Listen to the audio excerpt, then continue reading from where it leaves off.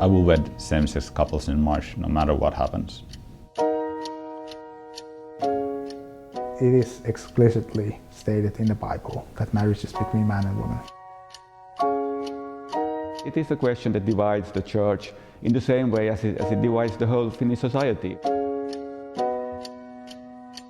I hope that the church would be open-minded.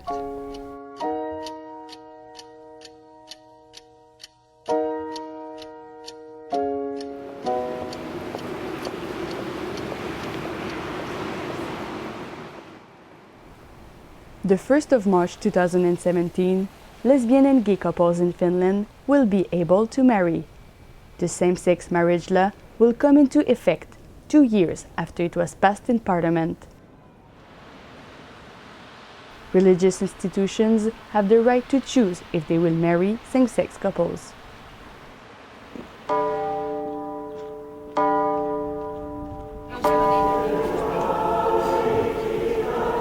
The Evangelical Lutheran Church, the main religious institution of Finland, has decided to keep the current law.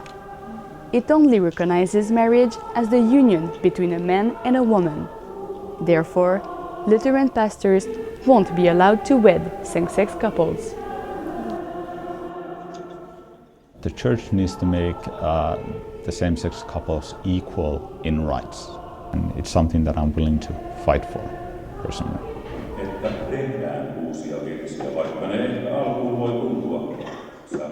Tony Fagerholm has been a pastor for the last 8 years.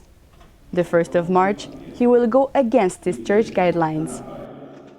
Tony will be one of the first Lutheran pastors to marry LGBT couples. I don't think that a person who actually stands up for those things is betraying the church. I feel that I'm trying to give the church like a gentle nudge or like a pat that they would go to the right direction. In 2014, Tony already blessed a same-sex couple at the Helsinki Pride. After that, he decided to stop being a full-time pastor. Well, it all went kind of badly after that, in a way. Because of my involvement with the whole kind of pride movement and the whole gay issue things, there were some members of my congregation who no longer could take me as their priest. For example, there were some families that I had baptized 3 or 4 kids for the same family already, and suddenly they would get another kid, I would not be invited. Tony has appeared several times in the media to debate equal marriage in the Lutheran Church. But becoming one of the public figures also comes with a price. He has received threats. One of them was just it was written in Finnish, it was just like, if you wed same-sex couples, your life is not very important to you.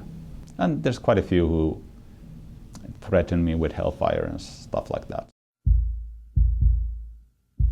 The opposition against Tony's church is also coming from the pastors' community.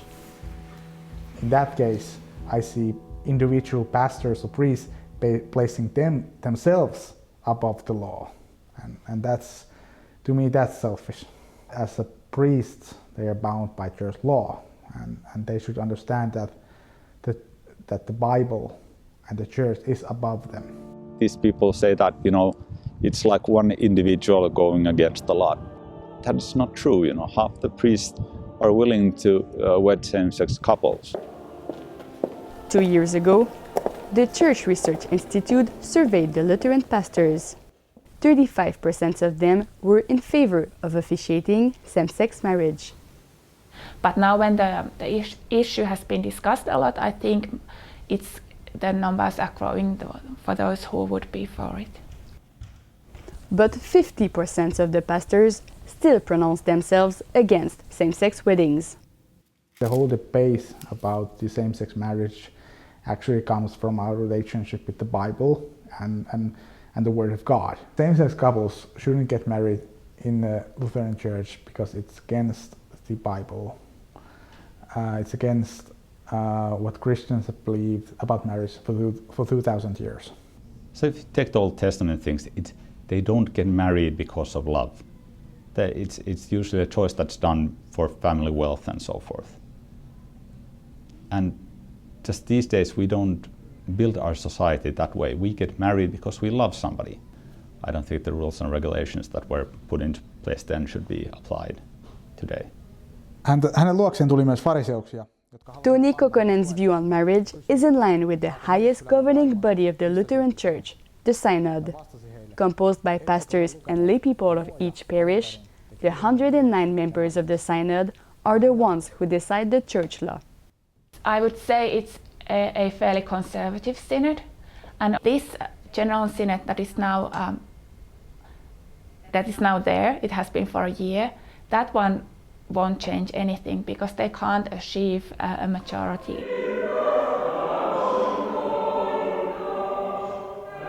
Elections to renew the synod will be held in 3 years, but changes could take longer than that. Decision making in the church is very slow. My guess is that it's going to take around the same time than it took for the ordination of women to take place. So I would say it's going to take another maybe 10 years, maybe 20 years.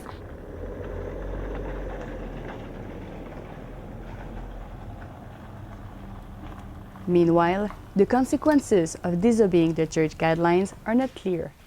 Björn Wikström is one of the 10 bishops of Finland who will have to decide whether to sanction the pastors in his diocese.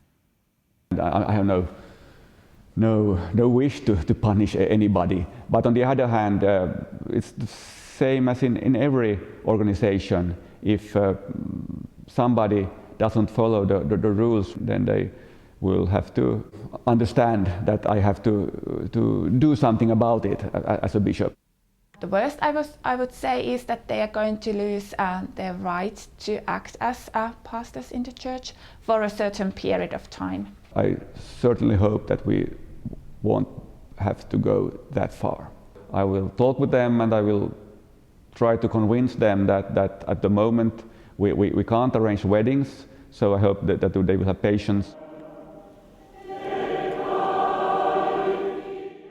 I'm ready to take whatever consequences there be. And I'm working as a psychotherapist. I'm not very worried about like financial things, but of course I do hope I keep my priesthood after this.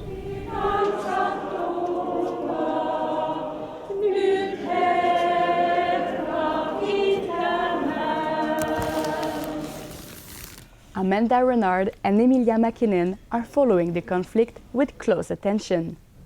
The couple is going forward with their religious wedding, even though their church doesn't allow it yet.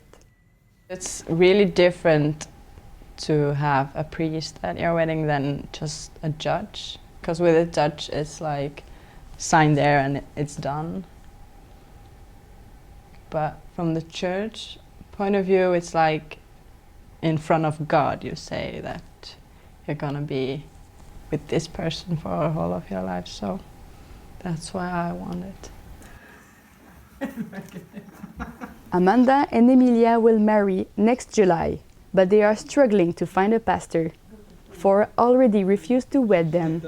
Now they are waiting for the definitive agreement of a 5th one. It makes me feel like I should be feeling something like that I'm weird or something, but it doesn't. It makes me just another day that someone is Against us. Yeah, and thinking that we are somehow less of a human than the ones that are so-called normal. Finding a priest is not the only challenge the couple faces in the preparation of their wedding. Decoration and everything is... Mr. and Miss cake toppings, it's always a guy and a girl.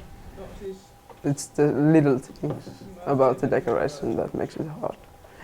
For the venue, we couldn't get the first one when they found out that I was having a wedding with a woman. They said, "Yeah, sorry, we are booked, or we have a renovation going on." The biggest opposition to same-sex marriage comes from Aito Aviolito, translated as real marriage. The association has attempted to revoke the new equal marriage law.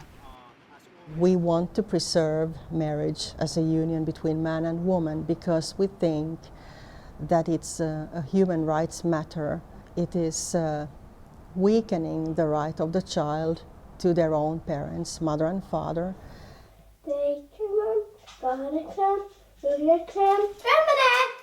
Amanda has a 4-year-old son, Danny, from a past relationship. Together with Emilia, they want to build a family. I don't think that a child needs a mom and a dad. I think a child needs an environment where the kid is loved. I don't think it's not about a man and a woman raising a kid, it's the people raising a kid. First year he called me Empu, that's my nickname, everyone calls me like that. But now, for some reason, he started calling me Mommy. Marriage will simplify the couple's situation. It will make the official things easier for doctor's appointment and everything. But now I'm just I'm basically nothing on Danny's life in official papers.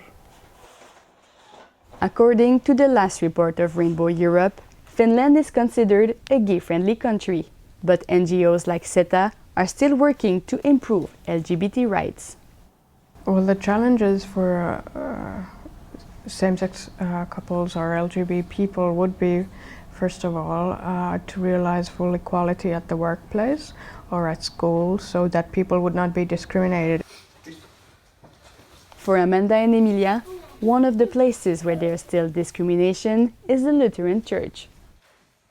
You're very, very welcome to the church as long as you don't promote yourself. Yeah, I guess that's the way it is.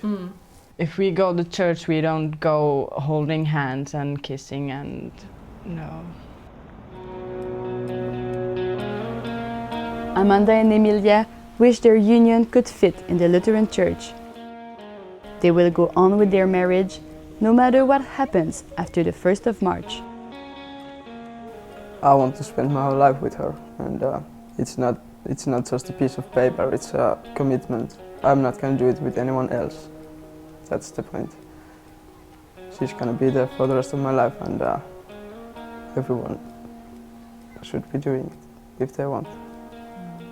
Yeah. It's a church bell tower that's overlooking the church. And I also kind of like the fact that it's not inside the church, but overlooking the church, which is pretty much how I feel quite often about the church, that I might not be inside quite often at the moment, but I'm still kind of keeping an eye on the institution in a way. With pastors officiating same-sex marriages in March, the church finds itself at a crossroad. However, Tony Fagerholm remains optimistic. I would love the church to have like a high ceiling and the walls very much separate in a way, that everybody could kind of fit in. I have this feeling that when my sons are grown up, when they're going to be adults, they're going to be looking back at this time saying that, I mean, why on earth did the church have such a problem with this thing? And they're going to look back at this thing already, that it's been solved and it's, you know, water under the bridge.